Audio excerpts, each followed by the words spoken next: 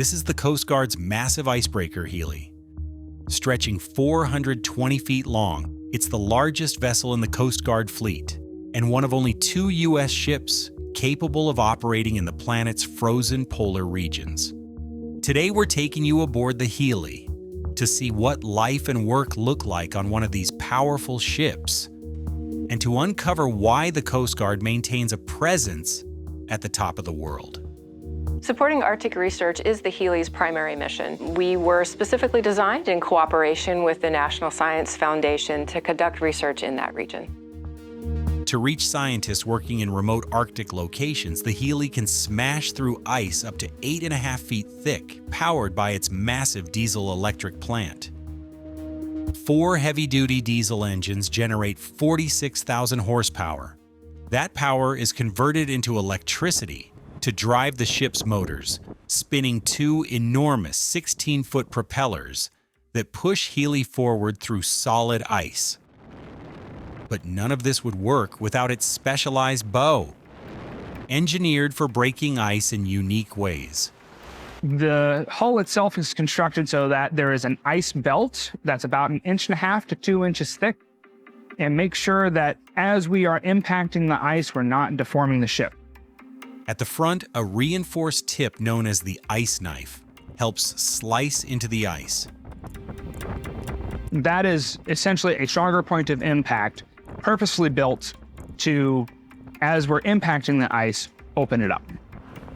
Still, despite being built for the task, the crew tries to avoid dense ice whenever possible. When determining what route to take, our deck watch officers and ice pilots are trained to analyze all the conditions, and they do that by utilizing all the resources they have available to them. The deck watch officer operates from the aloft con, a high vantage point that provides a panoramic view of the surroundings. They also rely on radar, forecasting tools, and satellite imagery to navigate safely. They use those resources in order to analyze the conditions and how the conditions might change, and then identify the path of least resistance through the ice. Polar ice forms in vast sheets known as flows. Healey searches for fractures called leads, natural breaks in the ice, to navigate through, allowing it to steadily break 4 feet of ice at about 7 knots. But when the ice gets too thick, the crew changes tactics. Healey reverses, then surges forward using its momentum and weight to ram into the ice, shattering sections as thick as 8.5 feet. You don't want to impact the ice at the same point which you've impacted it previously, so we typically try to impact it at a different angle, and then we use that momentum to try and make our way through the ice. The Polar Star, another U.S. icebreaker, takes a different approach. Its spoon-shaped hull rides up onto the ice, crushing it under the ship's immense weight. Once Healey reaches the Arctic, science operations begin. We provide access, reliable access to researchers with the large amount of laboratory space on board and the ability to bring up to 50 scientists from around the world. Our diversity and reliability makes Healey a capable platform.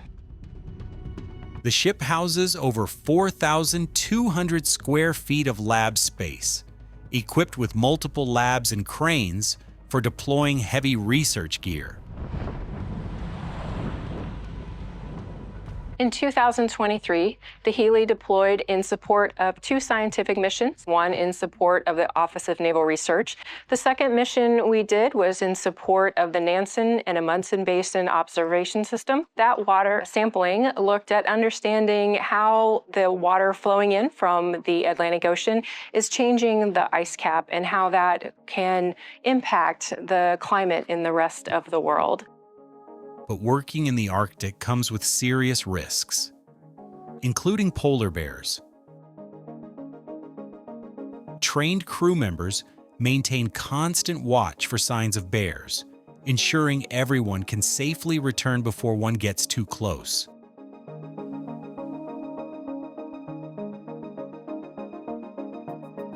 To reach these remote zones, Healey carries enough fuel for 60 days at sea and stores up to 1.5 million gallons of diesel, about 3 Olympic-sized swimming pools. But what's life like during such long missions?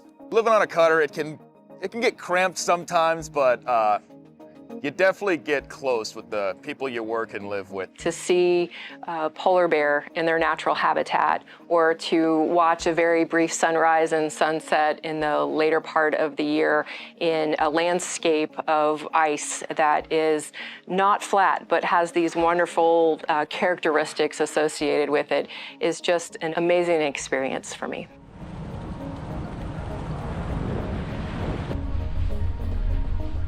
With space for up to 137 people, Healey functions like a floating city.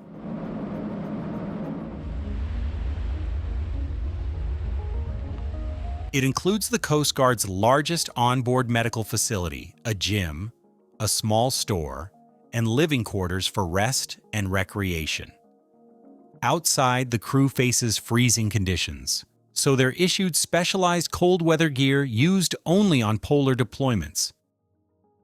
The modern comforts aboard Healey are a world apart from the early days of icebreaking. The Coast Guard's icebreaking legacy dates back to the 1800s, starting with the 200-foot steam-powered cutter Bear, famed for its missions off Alaska. One of its captains, Michael A. Healey, would become the first African-American to command a U.S. government vessel and the namesake of today's cutter. Over the next 4 decades, the Coast Guard advanced its ice-breaking capabilities. But it wasn't until the 1940s that it launched its first true polar icebreakers, the Wind class. Built during World War II, these cutters earned a reputation for excelling in brutal ice conditions.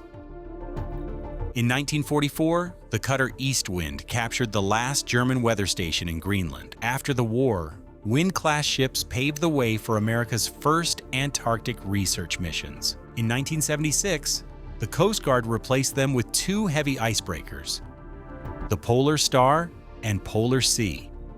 Today, only Polar Star remains active.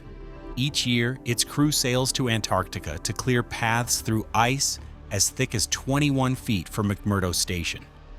The newest addition to the fleet arrived in 1999, the Coast Guard cutter Healey. To be a part of the history of the United States Coast Guard operating in the Arctic region is a long-standing, proud opportunity of the United States Coast Guard to operate in the Arctic Ocean.